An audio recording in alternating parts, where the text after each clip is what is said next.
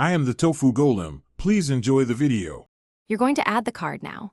Open Wallet, tap the plus sign, and point your camera at the card or type numbers. This speeds entry and avoids typos. Once done, you must verify with your bank. They'll send a code or push notification. Make sure to accept any permissions the bank asks for, because verification links your account to Apple Pay and enables secure transactions. Now that the card shows in Wallet, move to set it as default or configure contactless use. Next, configure how you'll actually pay. Go to Settings, Wallet and Apple Pay and choose your default card so payments pick the right account automatically.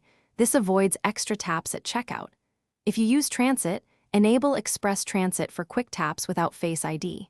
If you have an Apple Watch, open the Watch app and add the same card so you can pay from your wrist. Make sure billing and shipping details match your bank records, because mismatches can trigger declines. To pay, hold your iPhone near the reader and authenticate with Face ID, Touch ID, or your passcode. Contactless readers usually beep or show a check. Once payment completes, confirm the transaction in Wallet and your bank app to ensure amounts match. If a payment fails, first re-verify the card in Wallet, check billing and expiration dates, and restart your device.